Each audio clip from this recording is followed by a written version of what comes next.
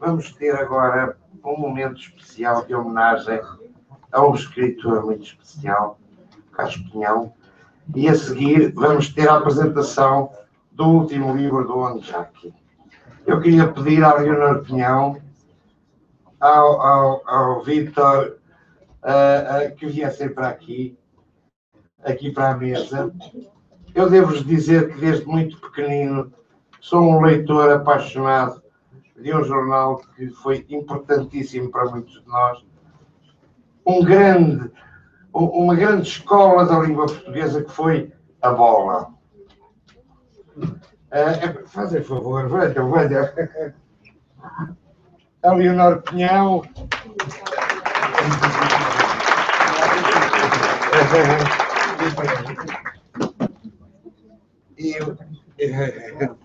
A Leonor Pinhão e o Vítor Serpa, diretor da Bola. A Leonor, filha do Carlos Pinhão e a fã mais fã que eu conheço, escreve artigos ferozmente para o benfiquista. Não, às vezes. Ora bem, eu devo dizer que a Bola foi um jornal fantástico na minha infância, na minha juventude. Para muitos de nós, eu creio que foi. Era um jornal às escondidas que deixava mensagens fantásticas. Eu lembro-me que não se podia dizer, em relação ao Benfica, não se podia dizer que eram os vermelhos, nem pensar. Eram os encarnados, os vermelhos não passavam. Havia coisas fantásticas que a Bola fazia, mensagens que passava, as reportagens que os grandes jornalistas da Bola faziam quando o Benfica, o Vitória de Setúbal, etc., iam jogar aos países do leste.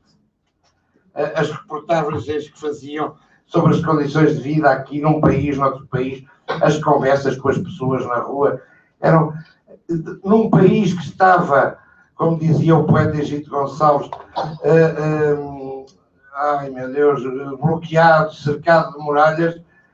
A Bola era uma janelinha que ia abrindo frestas aqui e acolá, e que, além disso, sempre defendeu a cultura e sempre passava mensagens para um público, grosso modo, não muito informado culturalmente, mas a Bola ia passando. Eu lembro-me disto. Um dia eu estava a trabalhar numa peça do Dario Fo e da Franca Rame. Dario Fo, que foi prémio Nobel italiano. A peça chamava-se Ouçam Como Eu Respiro.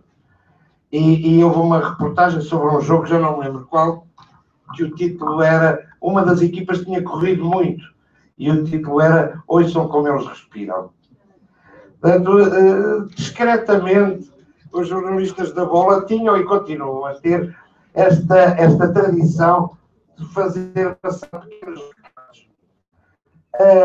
O Carlos Pinhão era um homem fantástico, era um grande jornalista, era um extraordinário ser humano e era um militante das causas sociais.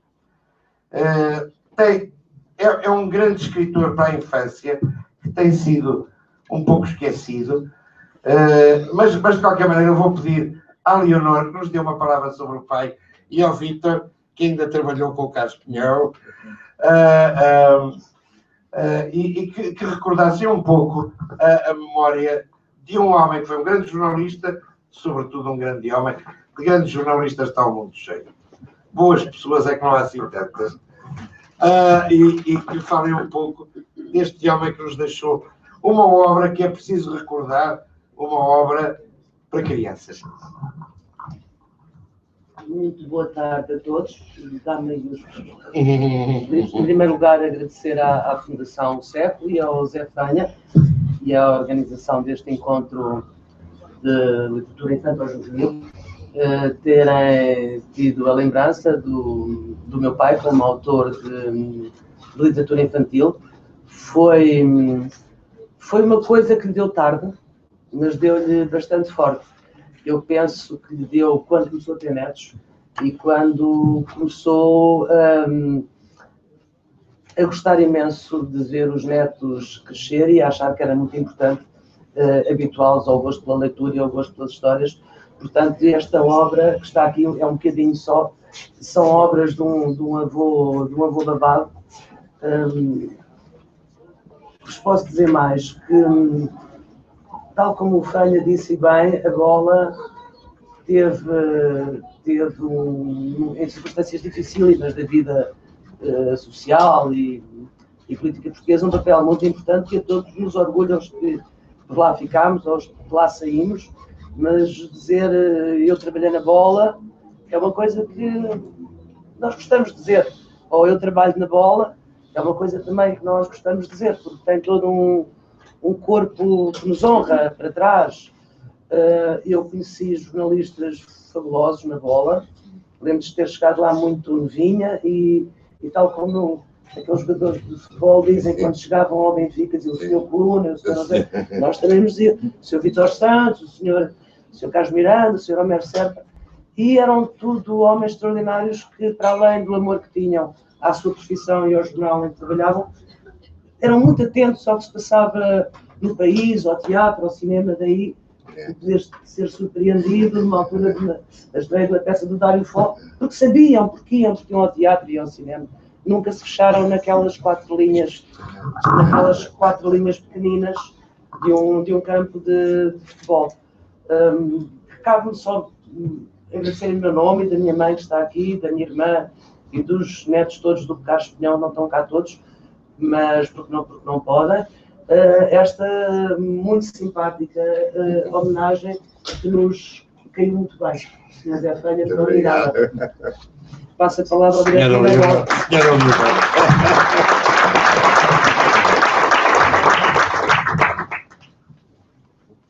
Muito obrigado, boa tarde. Fui apanhado um bocadinho de surpresa, confesso, porque eu vinha apenas na qualidade de fã do Carlos Pinhão e também de amigo, naturalmente, da família.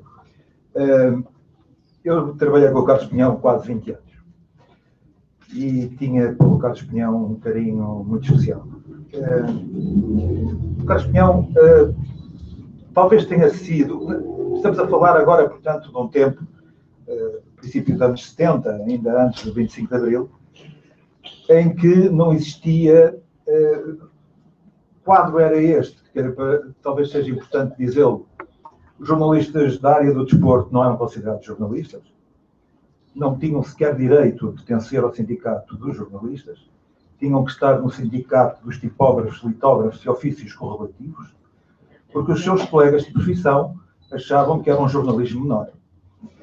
A bola... Como a literatura para a infância era considerada uma literatura menor em relação à outra. É verdade. Bem observado. E nós devemos, toda a nova geração de jornalistas que também trabalham agora na área do desporto, devemos a essa geração, a geração do Carlos Pinhão, digamos, termos sido qualificados como jornalistas de corpo inteiro. Nessa altura, a bola era realmente uma escola, porque também, tal como os jornalistas da área do desporto não podiam entrar no sindicato dos jornalistas, a verdade é que não existia ainda cursos de comunicação e de jornalismo em Portugal. Isso criou-me a mim, pessoalmente, um terrível dilema, entre continuar ou não continuar a estudar, porque eu tinha entrado na área de medicina, portanto, uma coisa completamente diferente, e a verdade é que cada jornal, por assim dizer, tinha uma escola. E faziam, portanto, o trabalho através de uma prática, e não apenas da prática, também de aspectos de ensinamentos teóricos, faziam realmente a escola de jornalismo em Portugal. Eu recordo que tive a felicidade de também ter estado na escola do Diário Popular, que era uma escola bastante interessante e bastante importante, tinha grandes jornalistas na época, e convivia, porque o Bairro Alto, naquela altura, era o bairro de todos os jornais, com exceção já do Diário de Notícias, que já estava, portanto, na Avenida da Liberdade, mas todos os outros estavam por ali. E por ali estava, naturalmente, a censura, para ficar, digamos, mais perto e tornar as coisas mais fáceis de fazer chegar, digamos, que os artigos e as fotos à cidade. Eu aprendi com o Carlos Pinhão muitas coisas. E o Carlos Pinhão era aquilo que ele chamava um professor a tempo inteiro.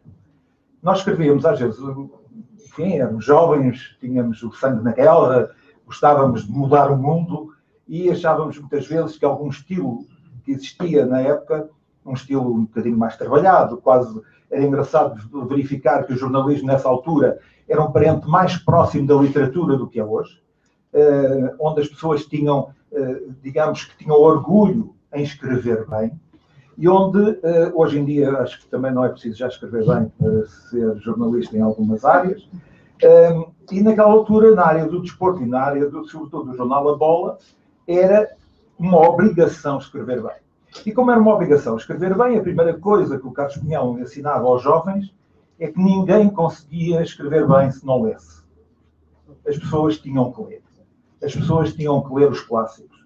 As pessoas tinham que ler poesia. E tinham que ler poesia, sobretudo aqueles que eram da área do jornalismo do desporto. Porquê? Porquê é que o jornalismo do desporto, os jornalistas tinham que ler poesia? Porque a área do desporto é uma área de emoções. É uma área que está mais próxima, realmente, de uma realidade emocional humana. E, portanto, nada como ler poesia para nós nos conseguirmos, por vezes, respeitar essas emoções sem ter necessidade de recorrer a lugares comuns, como coisas que o Carlos Pinhão abominava, do tipo do avançado fuzilou o guarda-redes. Porque ele achava que realmente o futebol não é uma guerra e, portanto, estas coisas, os jogos de vida ou de morte, era uma coisa... E o Carlos Pinhão foi das primeiras pessoas que me ensinou que não há jogos contra, há jogos com. Ninguém joga contra outros, jogam com outros. E, portanto, o adversário fazia parte do jogo e não era o inimigo no jogo. Era apenas e só aquele que nos permitia jogar. Porque se jogássemos sozinhos era uma seca, era uma chatice. Por outro lado, o Carlos Pinhão ensinava-nos, muitas vezes, chamava-nos à parte e, ao contrário do que acontecia naquela altura, em onde normalmente os mais velhos eram capazes de dizer à frente de toda a gente, o miúdo e tal, fizeste aqui uma coisa que isto não tem jeito nenhum e tal, porque é que escreveste? O Carlos Pinhão era incapaz disso. O Carlos Pinhão chamava as pessoas, fechava a porta do seu gabinetezinho, lá já no segundo andar, e explicava às pessoas porque é que elas tinham feito mal. Embirrava solenemente com todas as prosas demasiado adjetivadas. Ele achava que muitas coisas eram, todos aqueles adjetivos que nós utilizávamos e que era muito da prática do jornalismo do desporto, porque o jornalismo do desporto também às vezes é muito exagerado, o Carlos Pinhão dizia-nos que escrevam simples. Era uma coisa muito que ele nos dizia. E essa ideia do escrever simples levou realmente depois o Carlos Pinhão naturalmente à literatura infantil-juvenil. A Leonor já disse, e é verdade, eu conheci essa fase, o Carlos Pinhão tinha uma adoração fantástica pelos seus netos. Adorava vê-los correr no seu jardinzinho de casa, e foi um pouco por influência dele que ele sentiu necessidade de escrever também para crianças e fê-lo de uma forma absolutamente notável. Ele utilizava precisamente aquela forma simples que ele tinha de escrever e utilizava também uma coisa que era extremamente importante, que era a sua cultura. Era um homem muito culto, um homem que lia muito e um homem que estava muito perto do universo dos escritores portugueses da época. Daí ele trazer para o jornal A Bola muitos desses escritores que escreveram vários artigos, alguns deles publicaram poesias inéditas. Na última última página inteira do jornal A Bola, ainda um jornal grande, broadsheet, e muitos deles publicavam, e eram amigos do Carlos Pinhão, iam ao jornal, publicavam as suas crónicas, era muito interessante verificar isso. E aconteceu, por exemplo, uma pequenina história que eu não posso deixar de vos contar, porque tem realmente algum humor. O Carlos Pinhão gostava muito do Manuel da Fonseca. Manuel da Fonseca era um grande amigo dele. Bom gosto. E achava o Manuel da Fonseca um escritor muito especial, sobretudo para a área que lhe interessava também, que era a área do jornalismo, porque o Manuel da Fonseca era um grande contador de histórias. Fantástico contador de histórias. E um dia, eu escrevi um artigo numa volta a Portugal sobre o Largo, a propósito de um conto do Manuel da Fonseca. O Manuel da Fonseca gostou muito e o Carlos Pinhão fez questão de levar o Manuel da Fonseca ao jornal para falar comigo. E, evidentemente, isto para mim foi um motivo grande de orgulho, falar com o Manuel da Fonseca. Mas enquanto havia pessoas que realmente estavam mais ligadas portanto, enfim, sabiam que eram os escritores, enfim, um pouco mais ligados à literatura. Havia também, naturalmente, alguns jornalistas que liam pouco, para não dizer que não liam quase nada. E um desses jornalistas, uma pessoa que já não então era, de alguma maneira, consagrada, foi ao gabinete do Carlos Pinhão, cumprimentou daquela maneira carinhosa que havia, muitas vezes, pinhas, poleira e tal. E o Pinhão tinha o Manuel da Fonseca em cima da sua secretária, portanto, mais ou menos nesta posição. E o Pinhão disse: fulano, eu digo fulano exatamente, para não dizer o nome. Fulano, olha, quero-te apresentar o Manuel da Fonseca. Ele: é verdade, ok, um abraço e tal, muito prazer em conhecê-lo e tal. Depois disse mais umas coisas ao Carlos Pinhão, e quando se foi embora disse: Carlos, então eu já venho. Então, boa tarde, Sr. Fonseca. Não fazia a mínima ideia de quem era, obviamente, o Manuel da Fonseca. O Pinhão riu a maneiras esfregadas com isto.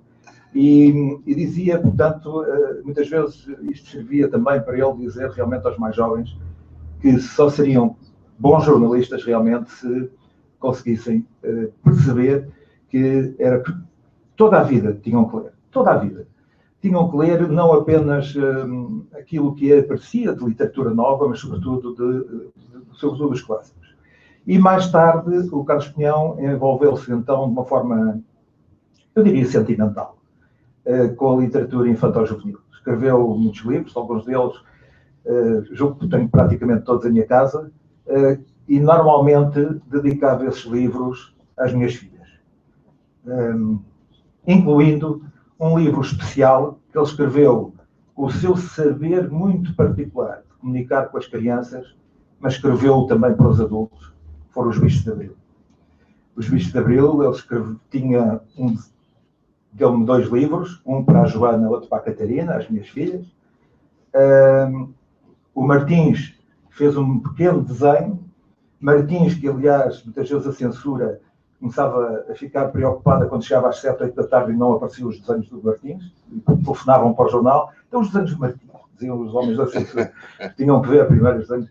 Foi um homem também que se relacionou muito bem com o Carlos Pinhão e que, digamos, se envolveu também nesse carinho especial. Porque, e com isto termino, para não vos maçar, o Carlos Pinhão ele dizia que às vezes tinha um aspecto que algumas pessoas achavam que era um aspecto frio. Ele era um homem de grande humor, era um homem com muito sentimento, o que se nota naturalmente nos seus livros, e muitas vezes o Pinhão dizia: mas tu achas mesmo que eu tenho pelos no coração?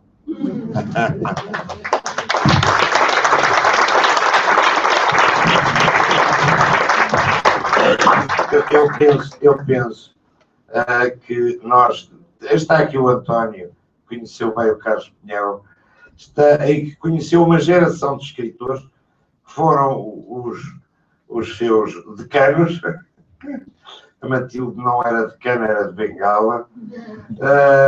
Mas nós não podemos deixar cair e desaparecer a memória destes homens. Eu não conhecia, e isto que o Vítor contou é comovente. O jornalista desportivo que diz que não se é um bom jornalista se não se ler os clássicos, se não se ler poesia, porque a poesia são emoções. Quem é que pensa que isto possa acontecer? Não é? É muito importante lembrar isto e mostrar que a literatura pode e deve fazer parte da vida de todos nós, seja em que profissão for. Para acabar, eu ia ler 2 ou 3 poemas do Pinhão. Há muitos livros. Era um homem de Abril. Está aqui um livro com um título delicioso: Abril Futebol Clube. Os livros do Pinhão foram, muitos deles, publicados para crianças numa editora, onde também o António publicou muito, a editora Livros Horizonte, que foi responsável, a seguir ao 25 de Abril, pela publicação da maior parte dos mais importantes escritores portugueses, a Matilde Rosa Araújo, a Maria Rosa Colasso, o António Torrado, a Maria Alberta Menerza, a Patrícia Joyce, etc, etc, etc. Estes livrinhos eram deliciosos. E houve uma vez, havia um bar ali nos Anjos, pertencia ao Zé Jorge Loteria. Um bar que tinha 3 andares E era muito pequenino, tinha uma escada em caracol. E uma noite, eu às vezes ia lá dizer poesia, no andar de baixo, que era lá no Cafundó, e o Pinhão foi lá parar, eu já não me lembro porquê. Ou saiu do jornal e foi lá beber um copo, ou não sei. Sei que começámos a disputa a dizer poesia para crianças, para os adultos que lá estavam à 1 da manhã. E acabámos às 3 da manhã, divertidíssimos, a dizer poesia para crianças, para as pessoas da noite, de um bar da noite em Lisboa. É uma das noites inesquecíveis da minha vida. Vamos ler 3 ou 4 poeminhas pequeninos do Carlos Pinhão, de um livrinho que se chama 7 Recados. Recado à cigarra. Aqui para nós, que a formiga não está a escutar, mete no totiço que não basta ser boa rapariga e ter boa voz. É preciso trabalhar. Pensa nisso. Recado ao peixe voador, amigo. Ouve o que te digo. Não sejas idiota. Se dás um salto muito alto, vem uma gaivota e chama-te um figo. Recado à gaivota. Amiga, não vais na cantiga das sereias. Essas ideias de mergulhar no mar não são boas. Vem um tubarão e nunca mais voas. Esta simplicidade é deliciosa. Recado à girafa. Ter um pescoço assim é um colosso. Uma graça, uma delícia, uma obra-prima, mas não seja ruim. Eu acho que deve dar notícia cá para baixo de tudo o que se passa lá em cima. Recado ao leão. Se quer ser rei, seja rei. Mas atenção, por aquilo que eu sei, se você não respeita a bicharada, ai, ai, ai, ai. Se a alma é pequena, a renação não vale nada. Você cai, nem a chuva se aproveita. E eu não tenho pena.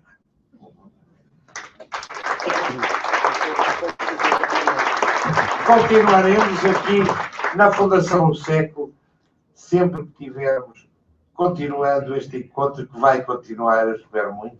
Vamos trazer à memória muitos escritores, Sidónia Muralha, a Patrícia Joyce, tantos, o Lionel Neves, gente que, num tempo em que não se ligava nenhuma à literatura para a infância e juventude, fizeram da infância o seu destinatário, o seu trabalho, a sua generosa entrega, como foi o caso do Carlos Pinhão. Muito obrigado pela vossa presença. Muito obrigada.